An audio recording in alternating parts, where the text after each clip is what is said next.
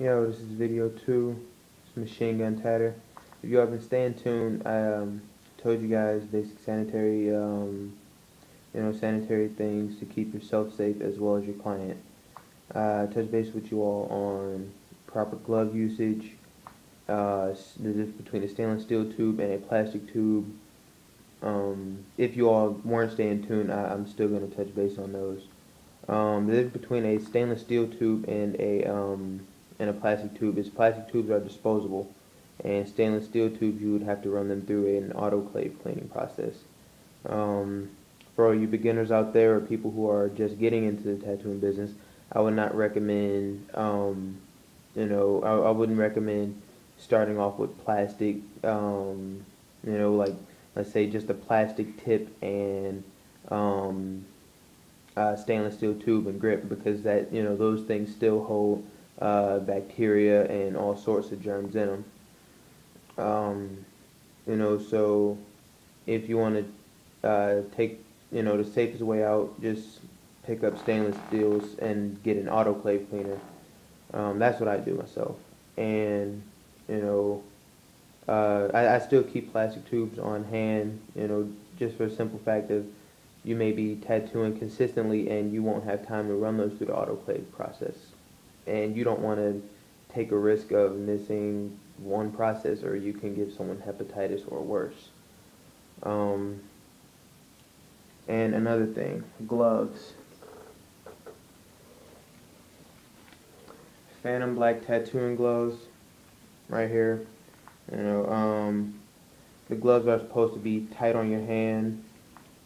These here. So whatever size gloves you wear, you want to get them. You want to get them small. Like I say, if you all have been paying attention to the last video I made, I showed you all how to set up, and I'll be running through that process again. Today, I already have my plugs plugged into my outlet. This is my foot pedal here, and this one here is my clip cord. Now it would be the outlet on your right goes to your clip cord, and the outlet on your left goes to your foot pedal. Simple. And now I will be setting up. I have stainless steel tubes because I have an autoclave process. And this here. I have multiple guns, as you all can see there. They're all pretty reliable pieces. But if I had to go with anyone, it would be the dual coil cast iron. This here. It's consistent and flowing, and it lays in ink pretty good.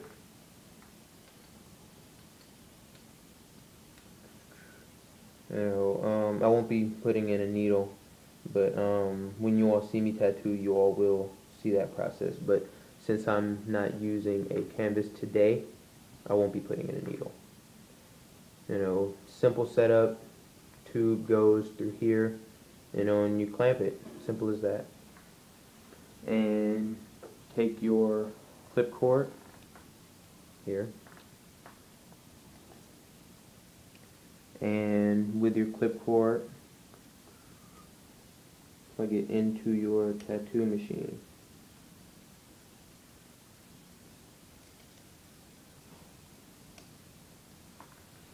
Simple. And as I told you all earlier, you want to line between a 7, like myself, I line between a 7.8, simply because I'm comfortable using it and you can't go wrong with it. I have a digital power supply. All you beginners out there, just pick up a digital power supply. It may be a little bit on the expensive side, but I mean, you can't go wrong with good equipment. Now when you're tattooing, you want to have your tattoo gun give it a consistent flow all throughout your tattooing. It may give like it may sound inconsistent at some points when you're penetrating the skin, but it's okay long as it doesn't feel foreign in your hand if you're familiar with your tattoo gun. I'm letting mine go now. It should be giving out at least 20 pulse per second. And you should be able to move with it. Um, a lot of people, they think just because they have an expensive gun, their tattoos are gonna come out, you know, perfect. But that's not the case. I mean, I wouldn't recommend getting an inexpensive gun like a, cheap gun. But get something that's reliable and that you're comfortable using. Practice with it if you need to at first. Practice on a, fruit or yourself first before you take it to a client. And another thing, the different sizes of needles, they have all sorts of different types. They have 3-round liners, 5-round liners, 7s, 9s, and on up.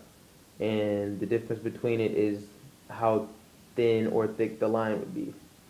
And now you want to know this. The difference between a liner and a shader is a liner is for lining and a shader is for shading. And if you try to shade with a liner, you could possibly scar your client.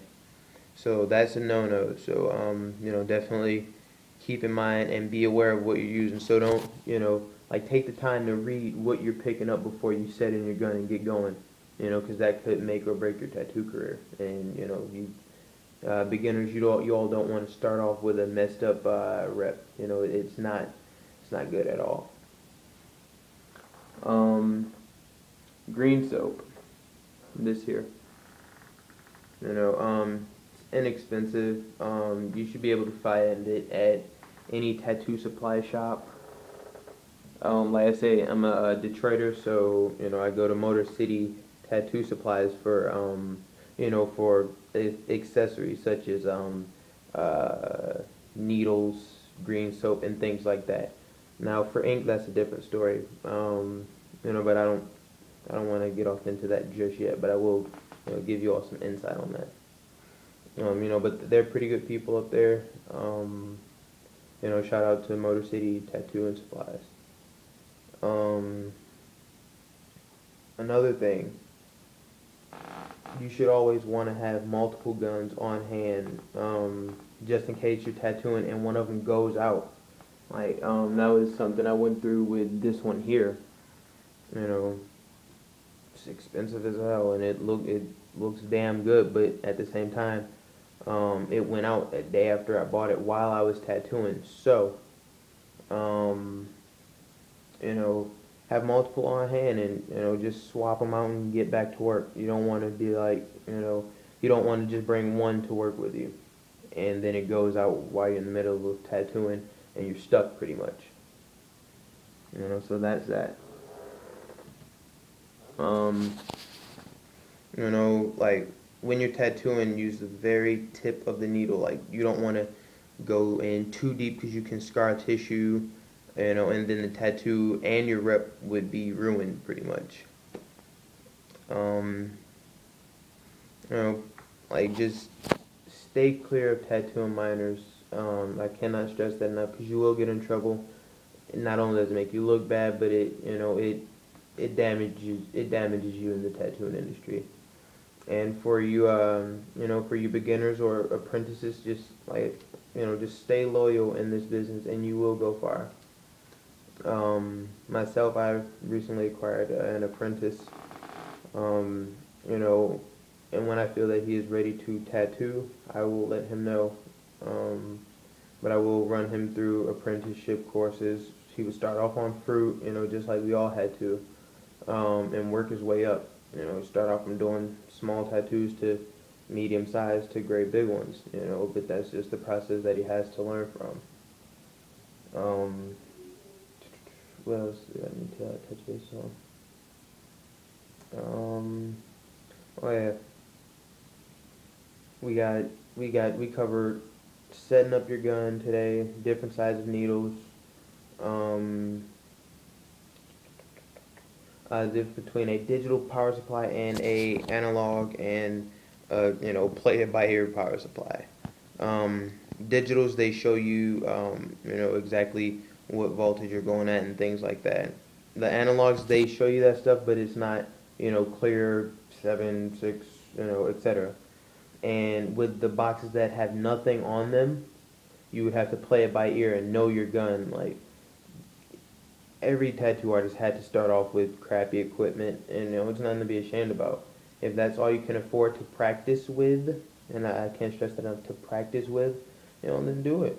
Just make sure you get better and acquire better stuff over time. Um,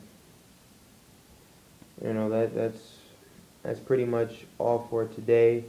Like I say, it's MGT of Getting Studios. Um,